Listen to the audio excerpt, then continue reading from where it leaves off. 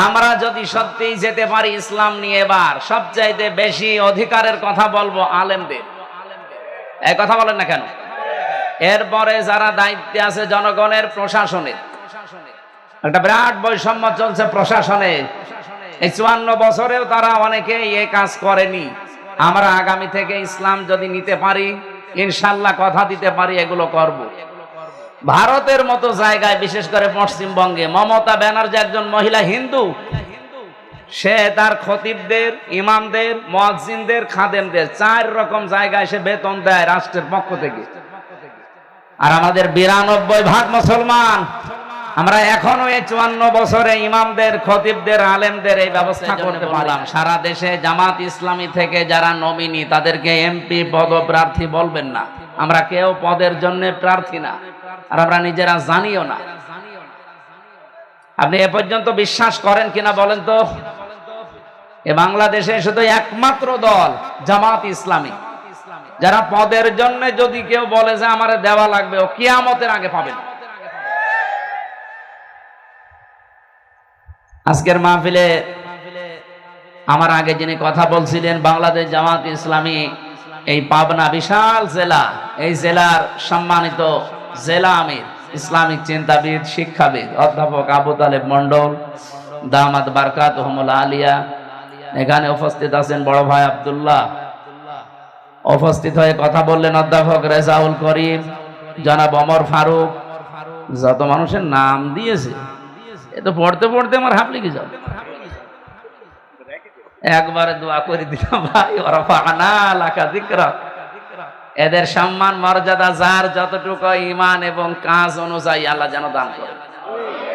অনেকের ঈমান আছে, কিন্তু ঈমানের দাবি অনুযায়ী আমল নেই। আমল মানে কি জানো? কাজ। বলেন বলেন। এমনকি অনেক ইমামেরও এখন ঈমান নেই। এখনো পর্যন্ত এই অবস্থা দেখে অনেক ইমামও এই টেনশনে আছে, যদি ইসলামের পক্ষে অ্যাক্টিভ ভাবে কিছু করি, আর যদি ইসলাম এবার না আসে, তাহলে আমার ইমামতি থাকবে তো? আপনি ইমামতি নিয়ে আসেন, আর আপনার এই ধারণা কেন হয় যে এবার ইসলাম আসবে না? বলেন। ছেলে যদি এলাকার মাইকে ঘোষণা দেয় যে আমার বাবার সম্পদ আমি পাই কি না পাই, মানুষ তারে পাগল বলবে না?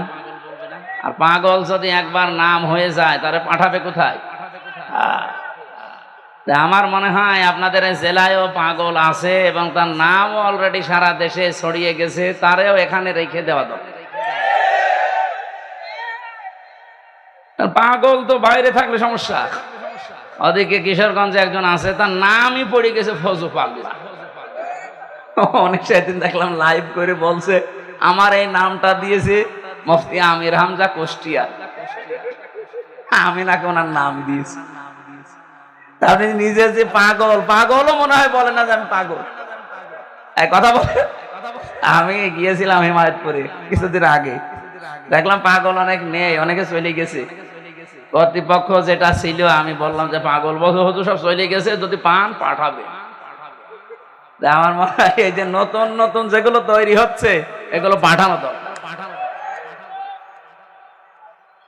এই জন্য ইমাম যারা আছেন, আলেম যারা আছেন, তাদের তো অন্তত এই যে ঝড় উঠেছে, এই ঝড়ের দিকে তাকিয়ে অ্যাক্টিভ হওয়া দরকার আরো বেশি। আমরা যদি সত্যিই যেতে পারি ইসলাম নিয়ে, এবার সবচাইতে বেশি অধিকারের কথা বলবো আলেমদের। এই কথা বলেন না কেন?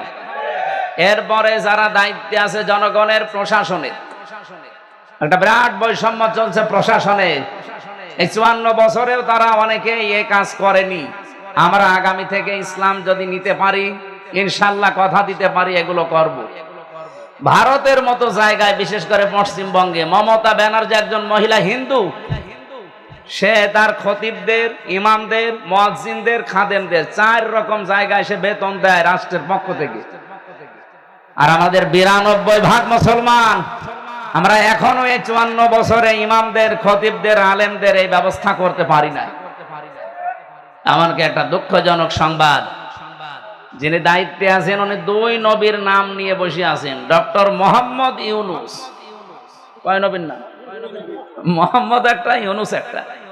অথচ গানের মাস্টার নিয়োগ দেওয়া হয়েছে এই দেশে 1 থেকে 5 পর্যন্ত, একটা আলেম নিয়োগ দেওয়া হয়নি ধর্মীয় শিক্ষক হিসাবে। কথা বলেন না কেন?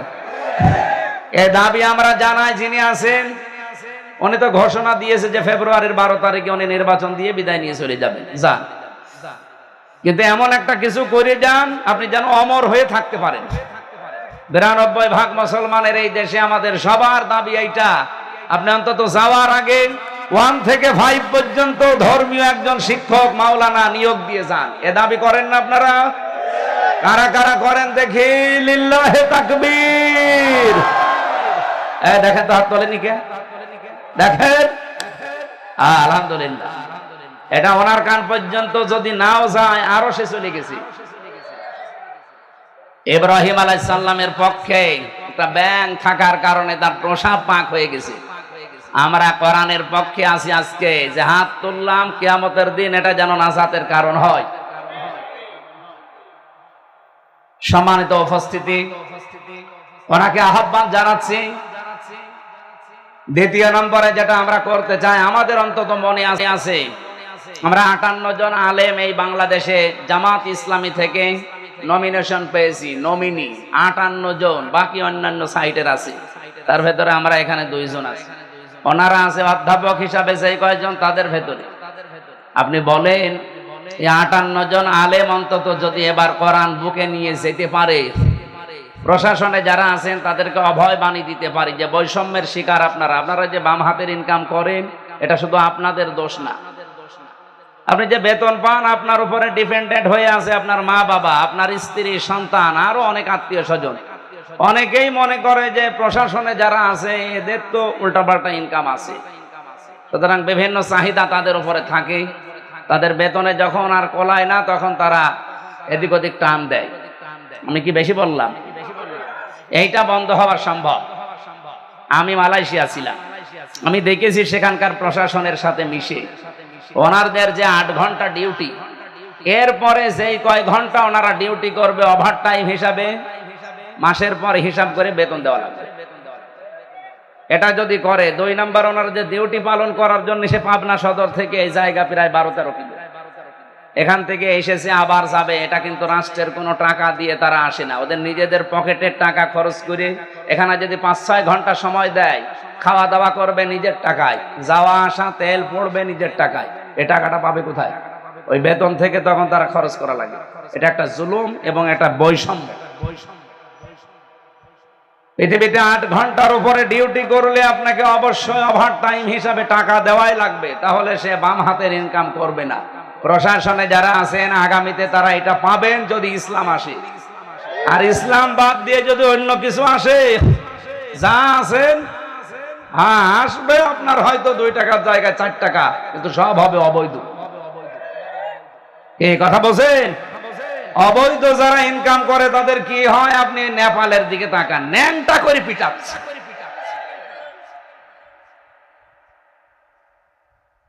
সেদিন সিঙ্গাপুরে এক হোটেলে উঠেছিলাম, নিচে নেমে দেখি 2 জন বসে বসে চা খাচ্ছে। কি আপনারা এখানে? হুজুর আমরা আগেই পালিয়েছি।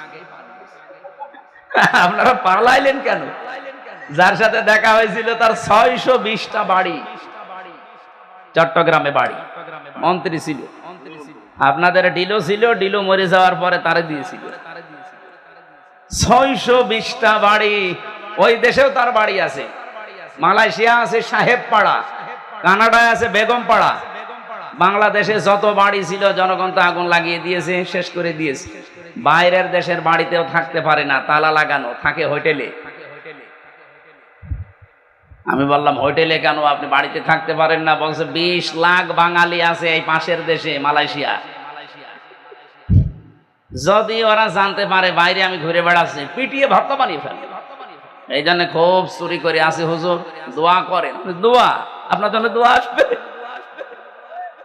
এই অবৈধ ইনকাম করে কি করলেন? এই যত টাকা পাচার করেছিলেন, এই টাকাগুলো পাচার না করে যদি দেশে আপনি কর্মসংস্থান তৈরি করে দিতেন। এই দেশের লক্ষ লক্ষ যুবকেরা এখনো বেকার, এবং বাইরে যেয়ে তারা দেখি রাস্তা ঝাড়ু দেয়, থালা বাসন মাঝে, রান্না করে, টয়লেট সাফ করে। বেতন সর্বোচ্চ কত বাংলাদেশের টাকায়? 22,000, 30,000, 40,000। আরে ভাই, বাংলাদেশে ওই টাকাগুলো তো যদি আপনি কর্মসংস্থান বানিয়ে দিতেন, এই দেশে মাসে 50,000 টাকা উপায় করা সম্ভব। এমনিতে তো আপনি থাকতে পারছেন না, এই কারণে আগামীতে আপনাদের এই বৈষম্য থাকবে না প্রশাসনে যারা আছেন। এই জন্য আপনারা পক্ষপাতিত্ব না করে আশা করব আপনারা ইসলামকে নিয়ে যাওয়ার জন্য সহযোগী হবেন। আমার কথা যদি ভুল হয় ধরিয়ে দেবেন। এই বৈষম্য দূর করা দরকার না? এই 15.5 বছরে আমরা সবাই কম বেশি বৈষম্যের শিকার ছিলাম। আপনি তাকান, শুধুমাত্র ওই সিল বাদ দিয়ে ওই 14 দল, বাকি যারা আমরা ছিলাম এই দেশে সব কিন্তু কোনো না কোনো ভাবে বৈষম্যের শিকার ছিলাম। আপনি লেখাপড়া করবেন না, ফার্স্ট ক্লাস ফার্স্ট হওয়ার পরও আপনার চাকরি হবে না, পেছনে আপনার ওই যে, অথচ আমার চাইতে 10 নাম্বার সিরিয়ালে ওর শুধু মার কাটা থাকার কারণে চলে যাচ্ছে আমার উপরের চেয়ার।